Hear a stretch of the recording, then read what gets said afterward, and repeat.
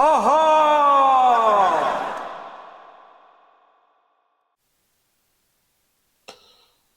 Right, we're in the boot and I've accumulated all the parts that I want to get this fuel pump set up with.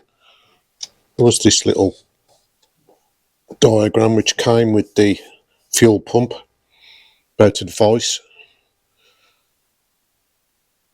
Fit a filter between the fuel tank and the fuel pump. Get the flow direction right. And I think I've read somewhere that it's actually supposed to be installed like that, with it going uphill. Whether I dreamt that or not, I don't know, but I've got this vague recollection of reading it somewhere. So what have I got? We've got the outlet pipe in the top of the tank here. So I labelled that earlier, out. So the fuel will come out of this pipe and needs to go into the... I need to put this down, obviously. We'll go into the filter. So that'll attach on there. It'll come out the filter the other side. Don't ask me why this pipe's so thick. It seems to be the only thing I could get that will attach to the big diameter on this fuel pump here. It's freaking huge, even though it reverts to a smaller one the other side. So yeah, what we've got is, we've got the, what brand is that? Cytec. Cytec's the same one that's on there. Cytec filter in, out. This clamp I'm going to use to position it on the bulkhead. That actually came off. A coil. So that's a coil bracket I found. Just give it a bit of a wire brush up.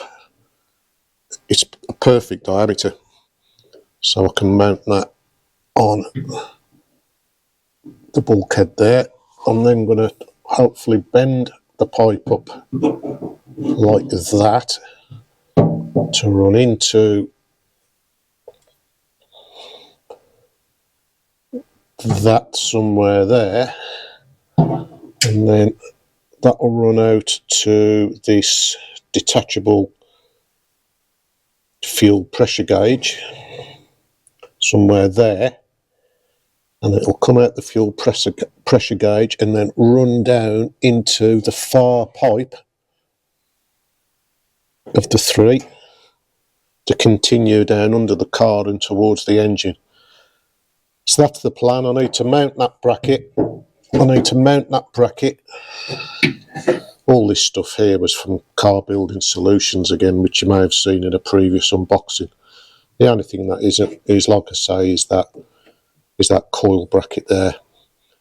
So I've got to drill some holes in there, and that's one reason I didn't paint the inside of the boot, because I had a pretty good idea that at some point I'd be drilling holes. So I'm going to mark these up and drill some holes.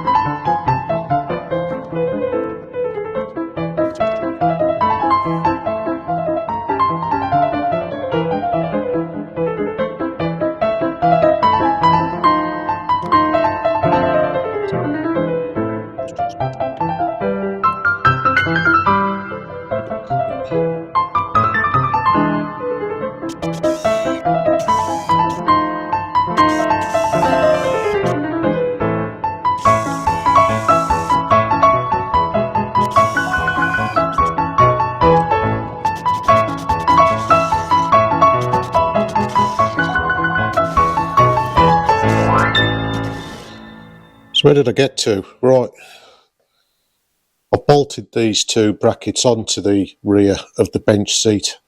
No point you seeing that, because I just had my head stuck in the boot and you wouldn't have seen anything anyway. So they're fastened on nice and robustly. There's the pump and there's the filter. The idea is pump will drag the fuel from the tank through this pipe here, which will be connected onto there, through the filter, through this pipe, which will come out of the tank, and then the return, which is this one at the back, which I'm calling the green one because there is some green tape wrapped around it. I know that one is, I know which one that is because I blanked it off on the other end inside the engine bay, tried to blow through it and obviously couldn't do it, and then I took that off and blew through it and it was clear. So that is definitely the return. And this one will be, I can connect that into the vent at the top, because that would have run all the way down to the front into the engine bay and into some kind of carbon canister or something like that. So I'm pretty satisfied with how that's going to work.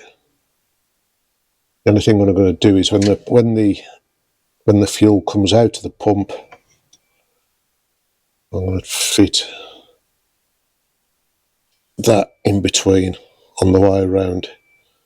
So really I could do with somehow, well maybe not, maybe just some hose clamps will do that. There's no way I'm going to fasten that back to the back of the seat. So that's the plan. I'm going to cut some of these pipes down to length and clamp them on.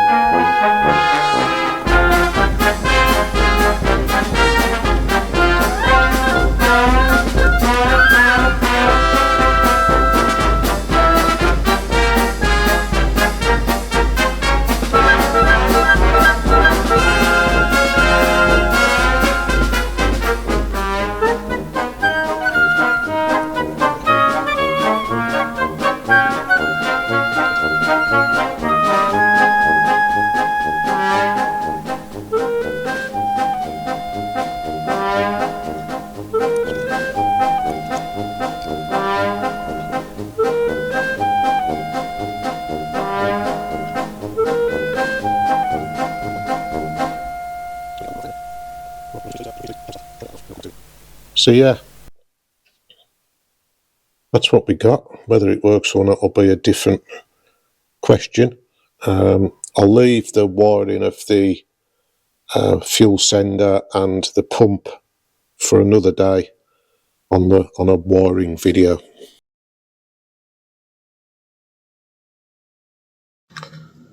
So by way of a conclusion to this fuel tank system range of videos I've been doing, I just thought I'd bring it all to the end and show you what we've been up to. I'll just bring you round. Yeah. So what we got, as you previously seen, got the in-out at the top of the fuel tank, loops round into the filter, which you have to fit before the pump, comes out the pump into that little inline connector there where you can fit your fuel pressure gauge, and then it feeds down through and out the boot floor going up to the engine, and then there's another return line there. Just panning back, got the wiring extended to the fuel pump, got the wiring extended to the fuel sender unit there. I've extended a few wires down to the lights to make sure that they work. Batteries all coupled up, and yeah, there's no way of knowing whether this fuel pump works until you actually turn the car over. Even if I connected the ignition, it doesn't run off the ignition. This micra loom or setup only actuates the fuel pump when you're turning the engine over and the engine's running. So yeah, we're not going to know whether all this works until we physically try and start the car. I'm going to rip all this out now because I need to paint inside this boot, so I've got to strip that out and mask it all up. I thought before I painted the boot I better check that the actual boot lid fitted, because oddly enough, since rebuilding all this back end, so all this bottom hinge panel was replaced, all underneath these rear lights was replaced, the boot lid had taken a bit of a whack. I think the boot lid was off another car that had taken a bit of a whack, and it took some work to try and salvage it, which I thought I'd done a good job on until I fitted the boot lid about half an hour ago and realised the curve on the boot lid. I think the shell's okay. I just think because the lid was off a crash damaged car, the curvature wasn't right. So yeah, I ended up standing on the thing. You can see my footprints on it between two blocks of wood. I was jumping up and down on it to try and get the curve right, and I ended up, that's where the impact happened. That was all kind of rippled a little bit. You can see by the shadows on there the amount of work involved in trying to make it resemble a normal boot lid. Yeah, so me jumping up and down it, I did fracture some thin fill around there, so I'm just correcting that. But it does fit a lot better, and there's the hinges fitted on there.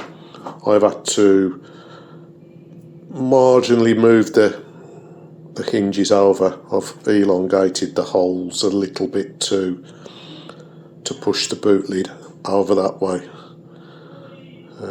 But God knows what it's going to fit like once we get the boot lid rubber on, because they never go on particularly well. So yeah, that's the end of the setting up the fuel tank supply and pipe work. I'm pretty sure it's going to work, but the next video really is going to be trying to start the thing. There's nothing else I need to do. It's got fuel, electrics are sorted, or so I think. Let's see what happens when I put the key in and try and start it. Let's see. Thanks everyone for watching this long video. Hopefully some of you will get something out of it on your projects. Take care.